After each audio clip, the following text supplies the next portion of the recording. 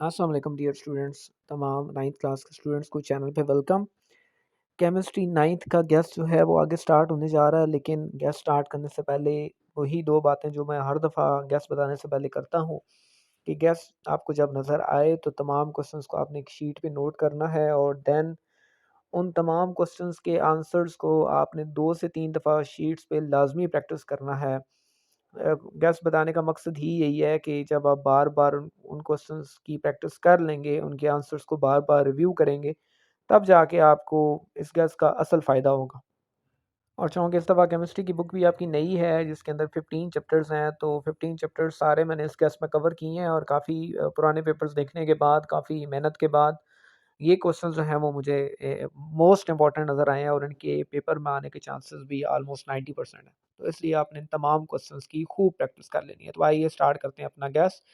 आपका सबसे पहले जो यहाँ पे 7 क्वेश्चंस मेंशन है, उनमें अगर देखा जाए तो केमिस्ट्री और उसकी तमाम ब्रांचेस की डेफिनेशन आपने कंफर्म करनी है कि आपको आती है। और जैसा कि पहले पेपर्स में ये चीज़ रिपीट होती जा रही है कि एक स्टेटमेंट दी होती है और आपसे पूछा जाता है कि केमिस्ट्री की किस ब्रांच के अंदर इस स्टेटमेंट को फिट किया जा सकता है। तो इसलिए आपने केमिस्ट्री और उसकी ब्रांचेस का सही कंसेप्ट के साथ आपने उसको स्टडी कर लेना है। Then daily life application, chemistry की 3 ब्रांचेस की आई थिंक 4 टू 5 ब्रांचेस की डेली लाइफ एप्लीकेशन आपकी बुक में है, उनको आपने लाज़मी कर लेना है। 3-3 4-4 लाइन्स में वो उन्होंने मेंशन किया हुआ है। साइंस, टेक्नोलॉजी और इंजीनियरिंग का वो जो एक पाई चार्ट सा बना हुआ है, आपने उसको देख लेना है। उसके अंदर उसकी डेफिनेशंस आपने इन तीनों की कर लेनी है। देन एक टेबल है 2.1 सॉलिड लिक्विड गैस की प्रॉपर्टीज़ का कंपैरिज़न, वहाँ से आपने वो करना है। देन सॉल्यूशन, कोलाइड और सस्पेंशन वाला टेबल है। इन दोनों टेबल में से एक टेबल आने के चांसेस बहुत ज़्यादा हैं।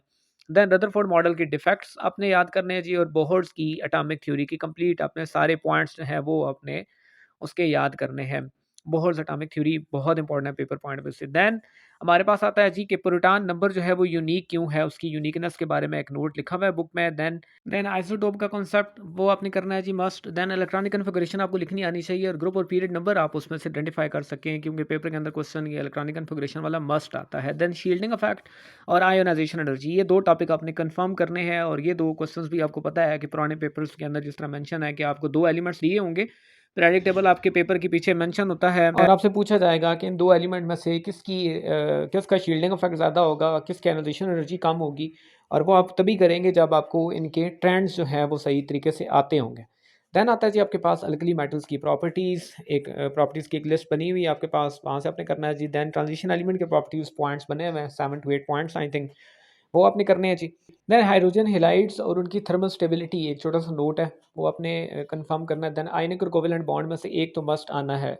इसमें भी ये होगा कि आपको डिफरेंट कंपाउंड्स दिए होंगे और आपसे कहा जाएगा कि इनके अंदर आयनिक और कोवेलेंट बॉन्ड आपने खुद ही आइडेंटिफाई करना और देन उनको बाकायदा ड्रा करना है। देन कोऑर्डिनेट कोवेलेंट बॉन्ड की एग्ज़ाम्पल्स एग्ज़ाम्पल्स में जिस तरह अमोनिया और HCl की एग्ज़ाम्पल दी होगी, या इस तरह आपकी बुक के अंदर बाकायदा मेंशन है कि किस तरह उसके ब्रैकेट्स वगैरह लगे हुए हैं और 2 एलिमेंट्स 2 कंपाउंड्स के दरमियान कोऑर्डिनेट कोवेलेंट बॉन्ड जो है वो कैसे डेवलप होता है, वहाँ से आपने याद करना है। Then hydrogen bonding is very much important, इसकी एप्लीकेशंस हाइड्रोजन बॉन्डिंग की और इसको बनाने का तरीका आपको आना चाहिए। देन इंटरमॉलिक्यूलर फोर्सेस और इनका मेल्टिंग बॉइलिंग पॉइंट पे इफेक्ट क्या होता है।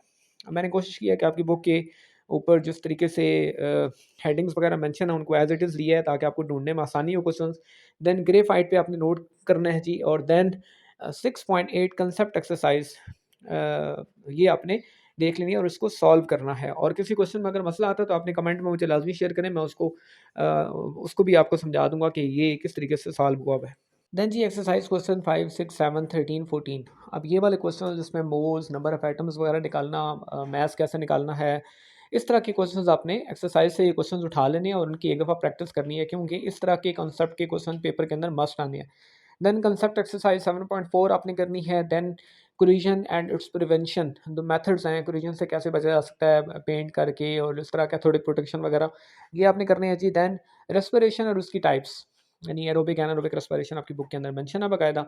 देन इक्विलिब्रियम की कंडीशंस, 3 कंडीशंस आपकी बुक के अंदर मेंशन है, तीनों पॉइंट्स आपने करने हैं। देन टेबल 10.1 यानी एसिड और बेस वाला टेबल 10.1 वो आपने करना है। देन एसिड की प्रॉपर्टीज़, मुझे ज़्यादा लग रहा है चांसेस के एसिड की जो कैरेक्टरिस्टिक्स प्रॉपर्टीज़ लिखी हुई हैं बाकायदा डिटेल के अंदर, वो आपने लाजमी करनी है। देन आपके पास टेबल 11.1 आता है, 11.1 टेबल आपने करना है। देन एसिड रेन पे डिटेल नोट आ सकता है, यानी लॉन्ग क्वेश्चन के अंदर एसिड रेन आ सकता है। अगर लॉन्ग ना आया तो शॉर्ट तो उसने मस्ट आना है। देन रिस्क फैक्टर वाला एक टॉपिक है, बिल्कुल तकरीबन चैप्टर का आखिरी टॉपिक है, भैया आपने देख लेना है।